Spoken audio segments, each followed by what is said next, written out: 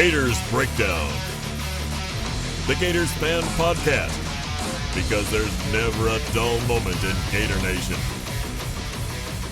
The Gators Breakdown podcast is ready to go. I'm your host, David Waters, and you can find me on Twitter at GatorDave_SCC. And what a busy weekend in Gainesville, and what a busy episode of Gators Breakdown we have here. The Gators get 3 commitments for the class of 2020. You also get to hear from Gators quarterback commit Anthony Richardson as he prepares for the Elite 11. And Gators wide receiver great Chris Doering joins me here on this episode of Gators Breakdown. And we'll get into all that in no time. But before we do, remember you can find Gators Breakdown on news4jax.com/Gators Breakdown.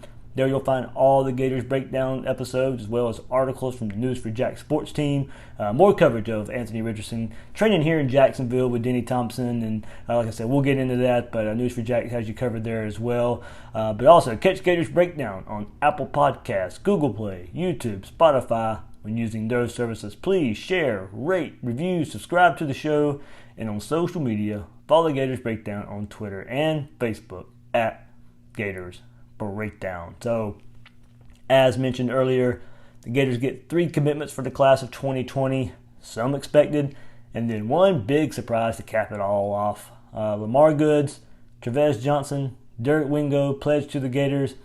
Many of you see and enjoy the quote "we got to commit" tweet I send out with the pic of Dan Mullen.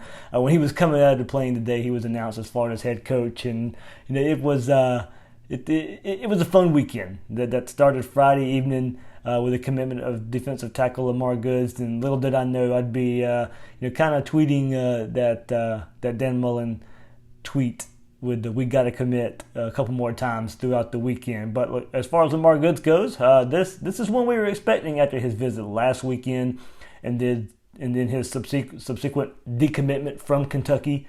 Goods on the 24/7 Sports Composite is coming in at 6'6", 290 pounds, 4-star defensive tackle from Oakdale, Connecticut. And his tweet that he sent out when he made the commitment to Florida is, "I want to say thank you to everyone and all the teams that were willing to invest time in me during this recruiting process. I want to also thank my mom, who has been my inspiration throughout my entire life. I also want to thank everyone in the city of Fort McMurray who has supported me throughout this journey. With that said, I want to announce that I will be completely closing my recruitment and committing to the University of Florida. To the swamp we go." He's rated the 334th best player in the 2020 class, the 31st overall defensive tackle. He played in Canada before last season. He comes in with a good haul so far on the defensive line for the Gators, with Gervin Dexter and Johnny Brown already committed as well. Dexter is the number 1 rated defensive tackle in the state of Florida, Brown the 3rd. Now you're adding Goods to this mix, and the Gators are really getting quality players at a big position of need. Probably looking at Goods as more the traditional defensive tackle type, but you'll see these guys get slotted in being the versatile defensive line players for defensive tackle, strong side defensive end.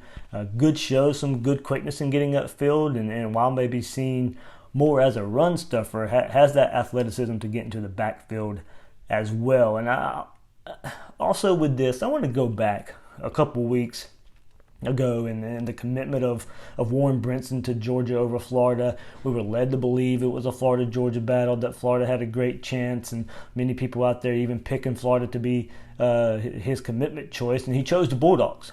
Well, if you want to go by the rankings, and we do a lot here, and when we look at recruits here, and Brinson is the 333rd ranked player in the nation. Goods, the 334th. 1 spot difference. So you're basically getting the same style of player if you want to go by what the rankings say. So yeah, Florida lost out on Brinson, but you're getting basically the same player if you want to go by what the 24/7 Sports Composite ratings show us. So a 1 spot difference. If people want to sit there and nitpick and pick and choose, go right ahead. But one of the leading recruiting services out there basically say these 2 guys are the same players. So yes, you lost out on Brinson, but you got Goods just a couple weeks later, and that's a pretty good win-win for the Gators there. one other thing on this commitment, and we've been hearing pretty good reviews and comments from for the new defensive line coach, David Turner, and this was his first big target to come into the fold. This will be something to watch going forward as recruits seem to be taking to his approach and experience. There's some other targets along the defensive line like Timothy Smith, Zacchaeus Walker, Miles Murphy, Kedrick Bingley-Jones to watch out for here. And hopefully, Turner pulls some more of those guys in there too. But some of the early returns as far as commits go and a lot of their interviews after visits really speak to the type of work Turner is doing here.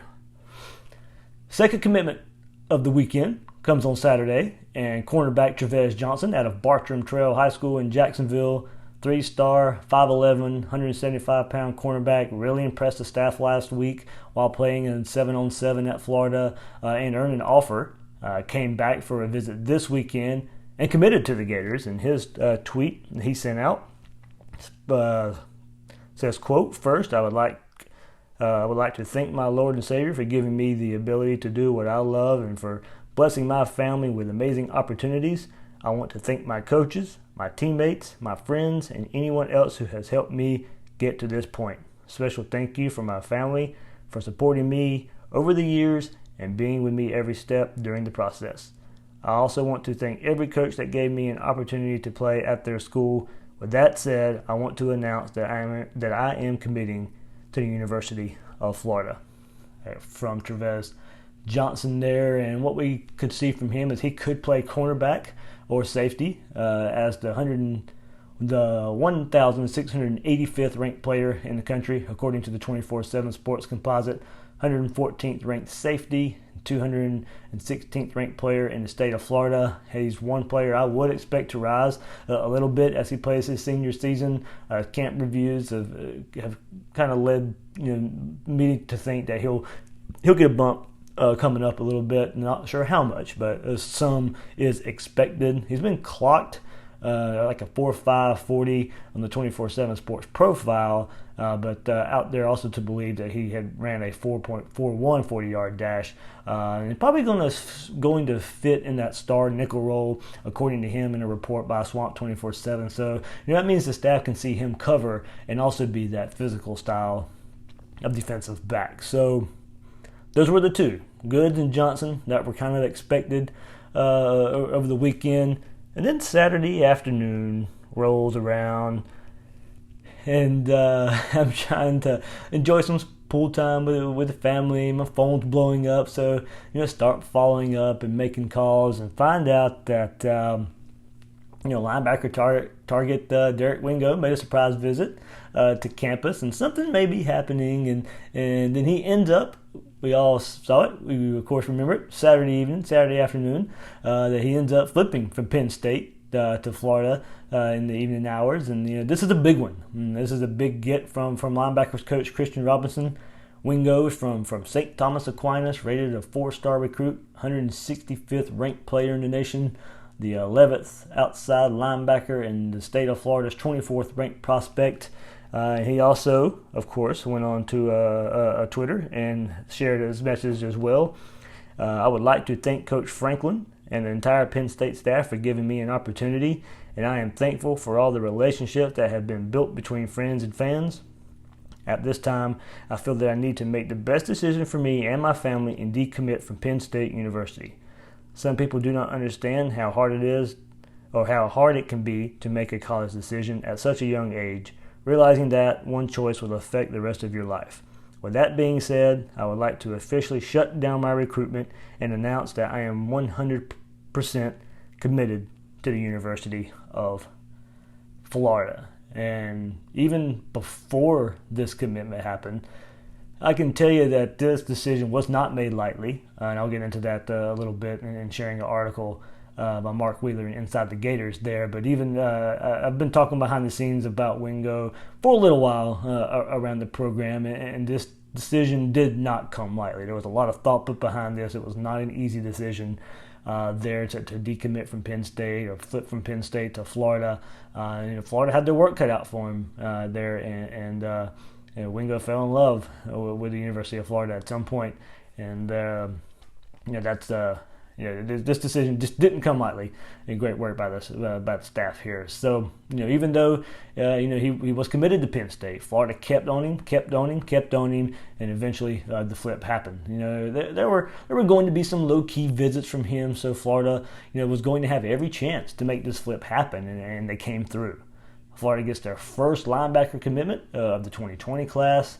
And you kind of go back to what we didn't know about Wingo. He earned first-team All-State honors last season as he accounted for 12 tackles for loss, 6 sacks. What you see on the highlights out there is, is an outside linebacker type that can put his hand in the dirt or stand up on the edge and get in the backfield fast.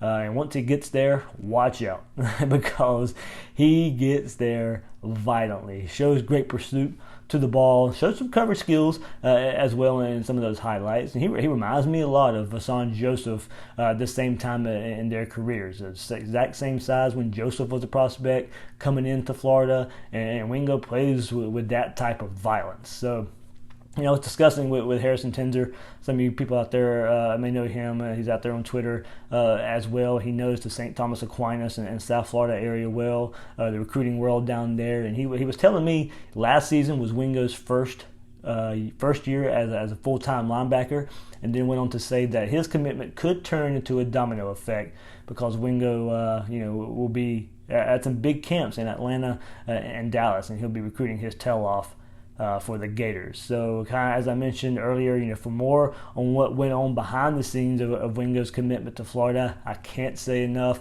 about what Mark Wheeler and the Inside the Gator staff put together. They let Derek Wingo's mother, Carrie Ann Wingo, share their experience of Derek flipping from Penn State to Florida, and how there was a lot of care and thought from Derek and family in making the pledge to the Gators. And I don't want to steal their thunder for a great piece. So head over there to Inside the Gators for a free look into what went on behind the scenes, and you'll see why both staff and Wingo family deserve kudos for a tough decision there.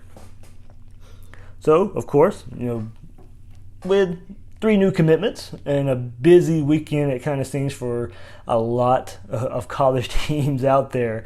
The commitments were happening left and right. You had Miami getting some commitments as well. This is, right before the dead period starts. You're going to see a whole lot of commitments going down. So, of course, you want to look at where Florida is at. As we see here, as I'm recording this, June 23rd, Sunday afternoon.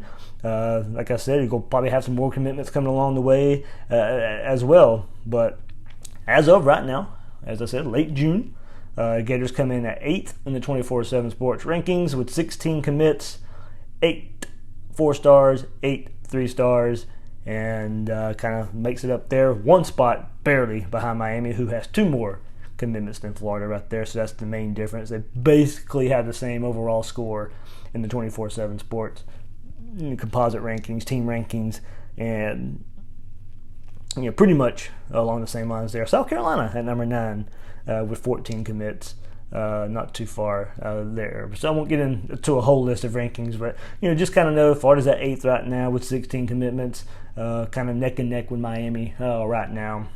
But Florida with an average of 89.75 and Miami with an average of 88.68. So while we're on the 2020 class, Anthony Richardson is here in Jacksonville training with Denny Thompson at 6 Points quarterback training. And that's where News 4 Jack sports anchor and reporter Brian Jackson was able to catch up with the Gators quarterback commit as he's taking this summer to improve his game. What is it that you hope to maybe tweak or add to your game over, this time in between spring ball and the start of fall camp? Just overall learning how to properly become a better quarterback, because I'm not really a polished quarterback as well as others, but just working on mechanics, arm movement, footwork, stuff like that. When you get to Elite 11, what is it that you hope to learn about yourself? Just how well I can go, how well I can process everything, just compete with others. Now, Denny was saying that this game is, this time of the year, is more mental, almost more than physical. So what types of things has he kind of shown you in the classroom that'll kind of help you out on the field come this fall? Just basically how I can take things in, just everything that I've been learning, just taking it in and seeing how well I can process it and just do it, basically. When you get a chance to compete against Jeff and all these other guys and Carson here, what is it that you guys how are you guys able to kind of raise each other's game? Just by watching each other do what we do, because Jeff and Carson, they are great quarterbacks. So I try to be as best as I can be, as well as they are, just by doing the simple things that they're doing. Obviously, you guys are kind of competing here. How do you turn that switch from going from, I guess, being friends and competitors to when you get to Elite 11? Because then you're going to be really trying to beat these guys. How do you kind of turn that switch? You just got to know when's the right time to do it, because there's a time to be friendly, there's a time to be competitive. So you just got to know when to do it and how to do it. Now, obviously, you're committed to Florida, and he's going to Georgia. I mean, even though you guys aren't there yet, have you kind of had a chance to kind of daydream, like, wow, man, maybe one day you'll be on the sideline looking at get, competing against this guy? Yeah, a couple of times I talked to my mom about it. She always says, "Oh my God, you're going to be playing against Jeff and Carson soon." I was like, "Yeah, it's going to be crazy." So I think about it sometimes. And why do you feel like this area specifically has been able to breed so many quarterbacks? I mean, we're within 75 miles, and three of the top quarterbacks in the entire country are within this one area. What do you think it is about this area that kind of breeds great quarterbacks?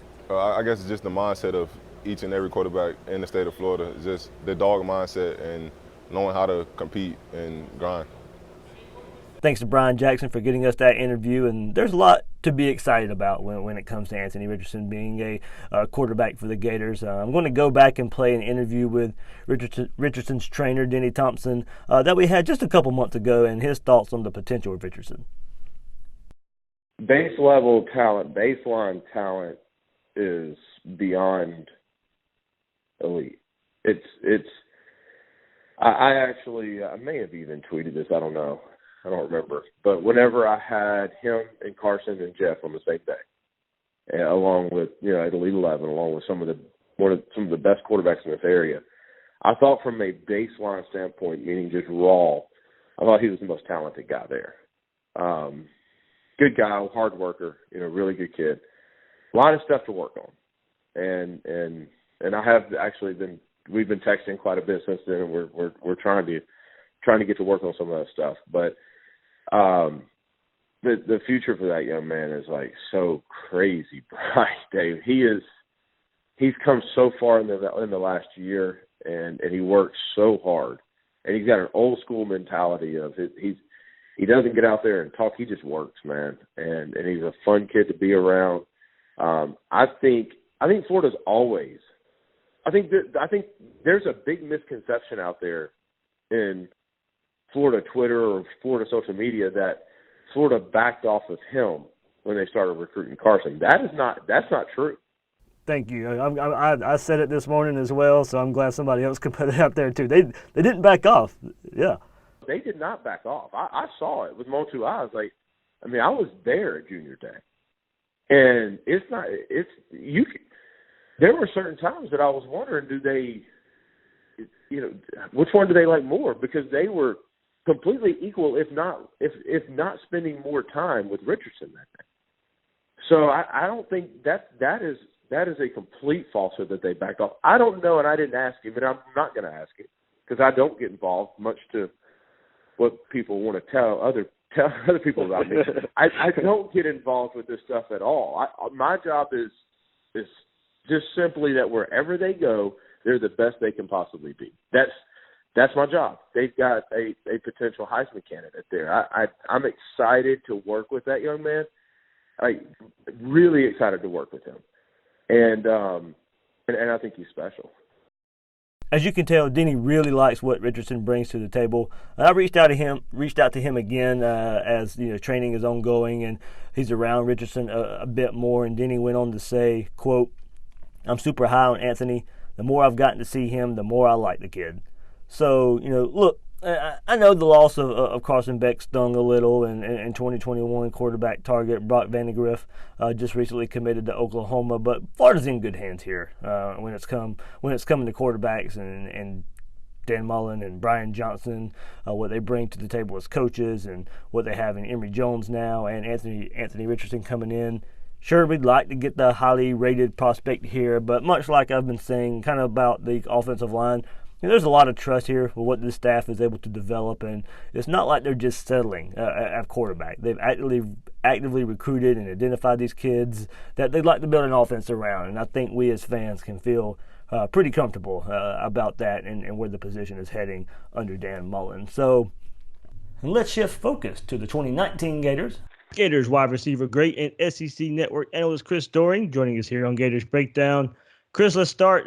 What's the difference, year two compared to year one? What broad improvement should we expect, as the coaches and the players know each other going into year two? Yeah, I mean, obviously, I think there's more of a relationship between coaches and roster. I think there's more of a relationship, more guys that were actually recruited by this staff.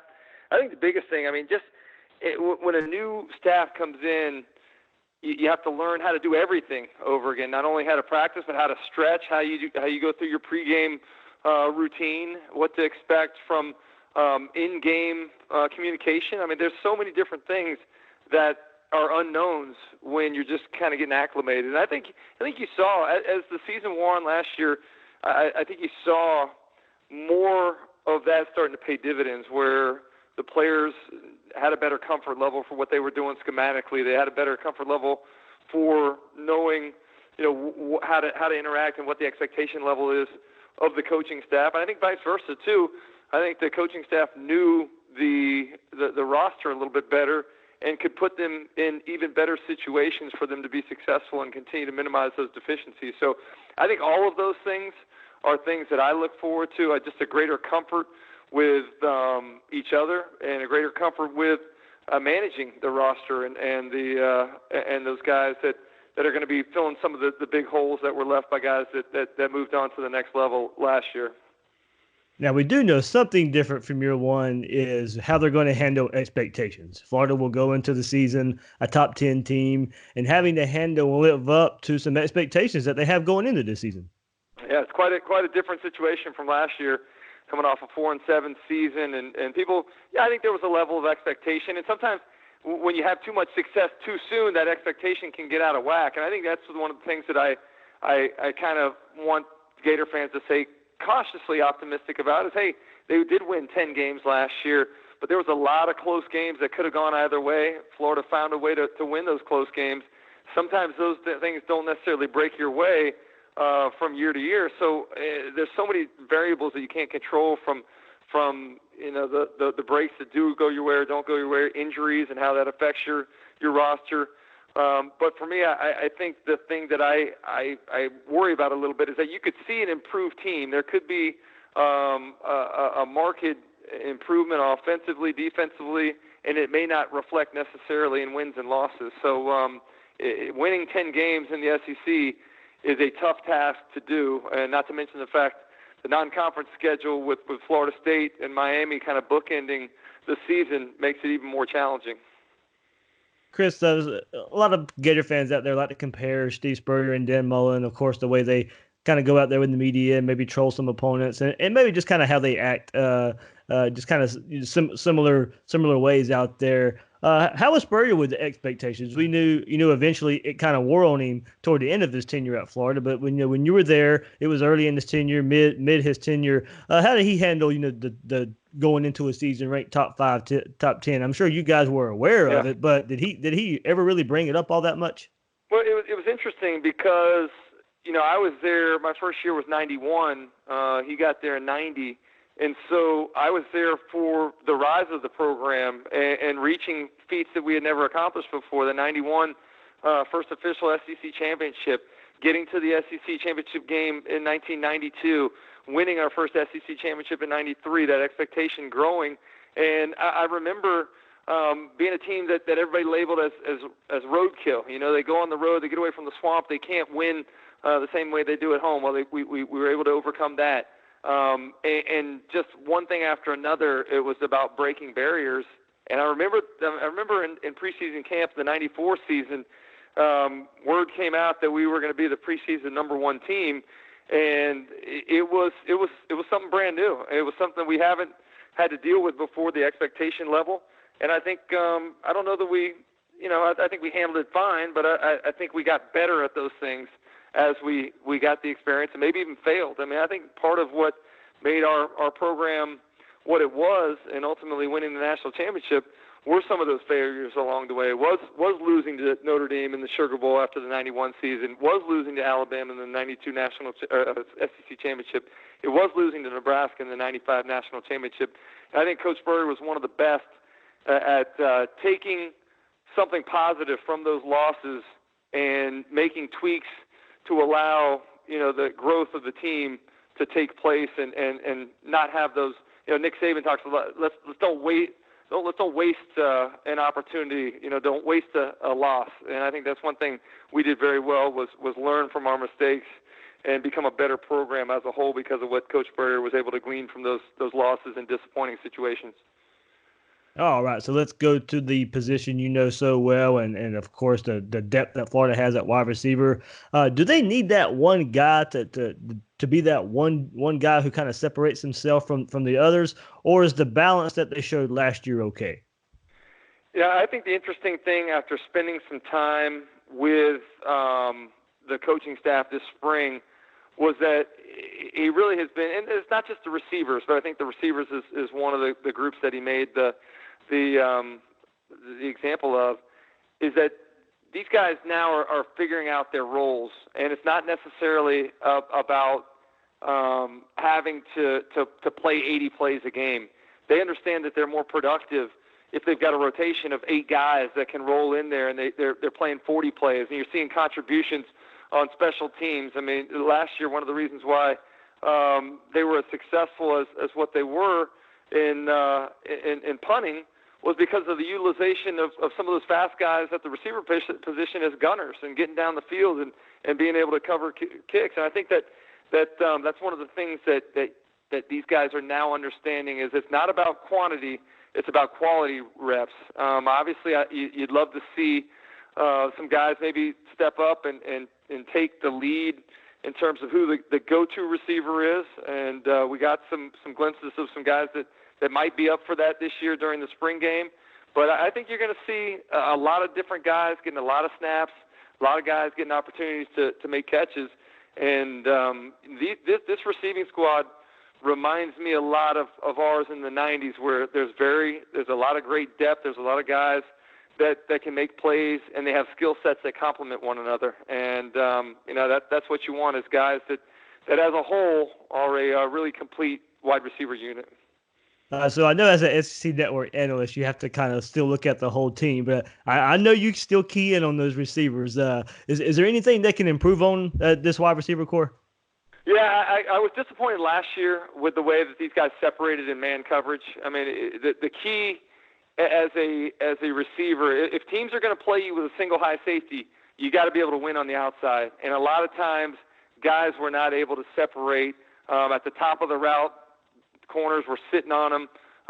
They weren't physical enough. So I think that's what I look forward to. And I think Billy Gonzalez is a really good receiver coach when it comes to teaching the technical points of playing that position.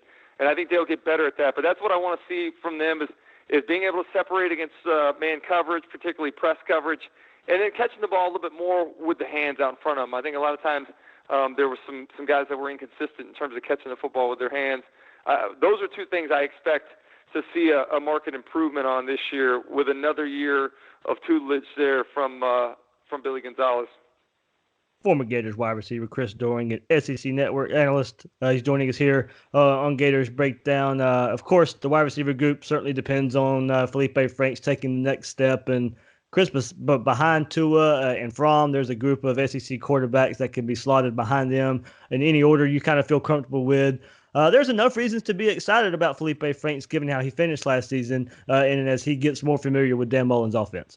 Yeah, I mean, I think the thing about Feleipe is that he finally figured out that he could be effective, not as more than just a passer. And I think that's what Dan Mullen talked about it from day one when he came in to Gainesville. Is I'm not asking for an adept runner. I'm asking for a willing runner. And it's really, I think people like to try to make football more difficult than what it is. It's nothing more than go where they ain't, right? It's like backdoor football. Coach Spurrier used to talk about it all the time. if they're gonna load the box with extra guys to defend, then we're gonna throw it on the outside because we're gonna have favorable matchups. If they're gonna drop a second safety back, if they're gonna spread everybody out, then we're gonna run with our quarterback where we have an advantage. And I think that's the thing you saw it particularly against Michigan. I mean, it was masterful. The formational design of that game plan, what they were doing to manipulate Michigan's defense, and for them to show their hand as what they were doing. And then Felipe got to the line of scrimmage and just nothing more than figured out where they were and where they weren't, and audibled the plays or had the adjustments on to take advantage of going where they weren't. And I think that's one thing that Felipe, in addition to understanding the offense better, in addition to understanding that Dan Mullen says it's not terrible to take an underneath throw, to work through your progressions a little bit more, to not force it down the field when it's not there, but also that he can be not only a willing runner, but a guy that finishes physically. I thought down in the red zone in short yardage situations last year, when Felipe figured out how big he was and what he's able to do with that size and strength, that he became a really difficult ball carrier to tackle. Chris, we've lately on Gators Breakdown have looked at the offensive line, and of course we know they replaced 4 starters from last season. Have really concentrated on that group in the last week or so. Are we making too much about having to replace 4 offensive linemen from last season? Brett Hage's coming back, who brings back a lot of experience as well. If he can stay healthy, him and Buchanan, bring a whole lot of experience to an otherwise inexperienced offensive line. But just kind of looking at it broad strokes here, is there too much being made of losing four starters from last year? First of all, I love Brett Hage. I'm very hopeful that he can stay healthy because I think his contributions have been minimized some because of those injuries that he's dealt with the last couple seasons. So that's one of the keys to this season in transitioning with all the losses on the offensive line is having him healthy because he's a guy that can play multiple positions on the line. But I think you can make an argument for both ways. Losing 4 guys from that offensive line that were experienced starters that had played a bunch of snaps for Florida is not ideal. But I'm not going to sit here and try to tell you that was the best offensive line either. I think they got better. I think that the game plan did a nice job of playing to their strengths and minimizing their deficiencies. But I think it's not necessarily going to be the devastating loss that it was to Auburn. I mean, look at Auburn last year. They lost 4 starters from the previous season, and it changed their whole dynamic. They weren't able to run the football. They got better at the end of the year. But I think, with the right chemistry during the summer and fall camp, that this can be an offensive line that sometimes it might actually be addition by subtraction if you can get the right pieces in there and have those guys understand what the expectation level is. Yeah, I always go back to, this is their second year with Nick Savage and John Hevesy. So while they are inexperienced overall, they do have experience in the system and figuring out what Dan Mullen and John Hevesy expect. Yeah, I mean, that's huge. And we talked about it at the beginning of the interview, is that knowing what to expect when you walk into the weight room with Nick Savage, knowing not only what to expect when you walk in there, but knowing what the hard work and executing his program is going to do for your body physically. I mean, I think it's huge. With Coach Hevesy, I talked to him during the spring, and he talked about just going back to the basics. With so many of these guys, particularly what I think 4 true freshmen that are going to be vying for playing time on the offensive line, he had to go back and break it down to the lowest common denominator, which is, stance, start, the hand placement. Every little thing he just couldn't take for granted that they knew, because these guys are so new and having played in high school, it's a big jump to playing in the SEC. So I think that's going to be one of the challenges is figuring out who those guys are, who the young guys are that are ready to play, that are going to be able to give you the reps that you need. But I think it's also a challenge that Coach Hevesy is excited about. I saw a little bit of energy and twinkle in his eyes when we started talking about it. It is something that, it's a much different situation than it is when you've had guys in that group for 3 or 4 years and they're veterans that have been through install 3 times a year for 3 seasons, as opposed to what these guys are going through now. So I think the fact that there are so many new guys is actually something that's going to make Coach Hevesy coach a little harder and not take anything for granted. Chris, you and I joked before we came on here that SEC Media Day is just a few weeks away. Kind of hard to believe that it's already around. And we'll take a couple looks before I let you go of kind of some hot topics, of course, that we hear about while we're in Hoover, Alabama. And your thoughts on Georgia and how much is Florida a threat to the Bulldogs this year? It's interesting, isn't it? Because before Dan Mullen got here, Florida coming off a 4-7 season, Georgia stacking number one recruiting classes on top of one another. I was thinking at the time, I think it was Kirby's second year coming off of the national championship appearance, that, hey, this thing could get away from Florida, and it's going to be a long time before they're able to catch up with all the hay that Georgia's making right now. And then you get to Jacksonville there at the end of October, and it's a one-possession game with Florida and Georgia there into the fourth quarter. So I don't think the gap is as far as what it could have been if they hadn't hired the right guy. I don't think the gap is as far as what a lot of people think.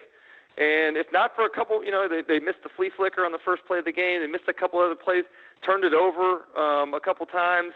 If not for a few plays here or there, Florida could have won that game last year. So I think it took away a little bit of that veil of invincibility in Florida's mind as they looked at Georgia and said, hey, we can play with these guys. And I think it's going to be interesting to see if both Florida and Georgia can handle their business during the months of August, September, and October and meet in Jacksonville undefeated. I mean, this might be the most anticipated Florida-Georgia game in a long, long time. Yeah, you picked Kentucky last season as a surprise team in the SEC, and you really hit on that. Who's the team you're watching for this season? It's Missouri. If we're talking about under-the-radar teams, it's the Tigers from Como. I think I look at what Missouri's done with the addition of Kelly Bryant. A lot of people could talk about this bowl ban from the NCAA as being a negative thing, and certainly if it's not overturned, it is a negative. But I think there's also some positives that can come from that, and that's the bond that's created there, the loyalty. There's a bunch of upperclassmen that could have transferred by NCAA rules once they were put on postseason ban, and every one of those players decided to stay because of their commitment to Barry Odom, because of the commitment to the program in general. And I think that it's going to be something that galvanizes this team. And if you look at their schedule, it's a very manageable schedule this year. I mean, they could be undefeated heading into their game against Georgia. So you look at their cross-division rivals. I don't have it pulled up here, but it's one of the easier. Arkansas is obviously their every year rival from the West, and I believe they get one of the other lower tiered West teams too. So I think the schedule is rather favorable for them, and I do think that they have a lot of talent, particularly on that offense surrounding Kelly Bryant.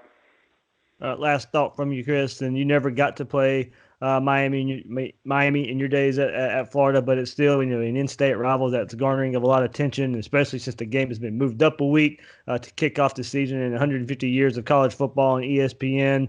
We talked about handling expectations this season. Well, it starts there in Orlando the first week of the season. I tell you what, that's one of the most disappointing things of my Florida career is not getting an opportunity to play Miami.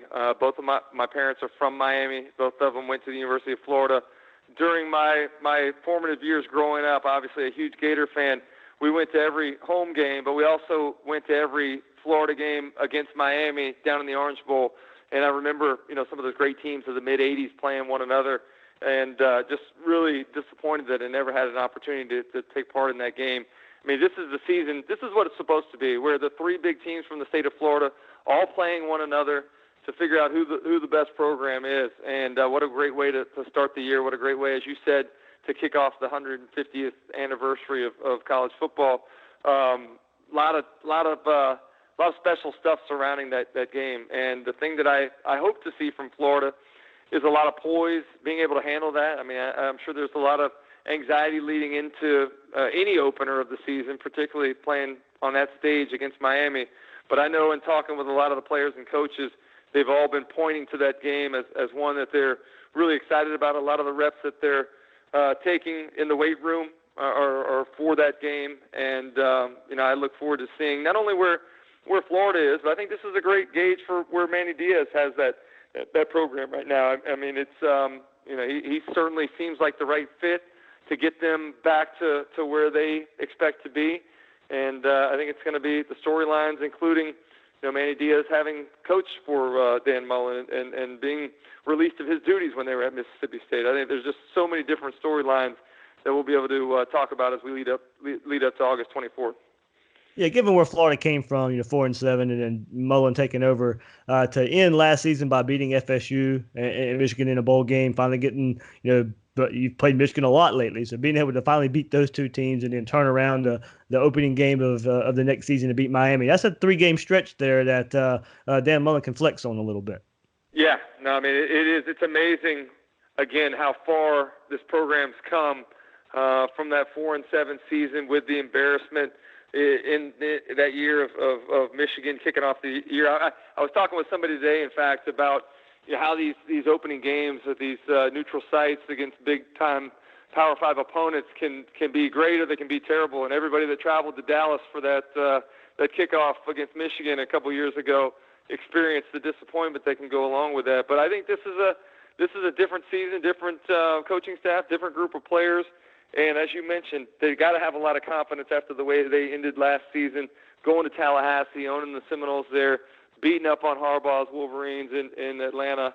That's the way you want to finish the season, and certainly the way you want to, kind of set the expectation for what the program should be able to do and what can do in 2019. All right, that's Gators wide receiver great Chris Doering and SEC Network analyst as well. You can catch him on SEC Network Radio as well on SiriusXM. Chris, I can't thank you enough for joining us here on Gators Breakdown. Always great to be with you, man. Thanks for having me. That'll do it for this episode of Gators Breakdown. A little bit different, a lot of sound, a lot of interviews here, but just trying to, as summer months come around, just trying to do some things a little bit different. Will Miles is out, doing some work, so we'll change it up a little bit, get some players. Chris Doering's been here before. It was time to kind of bring him in again, and the SEC Media Days are rolling around pretty soon there. And Anthony Richardson was just here in town in Jacksonville, so a perfect opportunity for us to get up and close with him. So hey, let Gator Nation know what they're getting with Gators Breakdown. Go leave us a review and subscribe on Apple Podcast or leave a comment on YouTube. However, you can leave a comment, a review, a rating. Do so, please. It really helps us out here on Gators Breakdown. I'm your host of Gators Breakdown, David Waters. You can find me on Twitter at GatorDave_SEC. Guys and girls out there, thanks for listening to this episode of Gators Breakdown.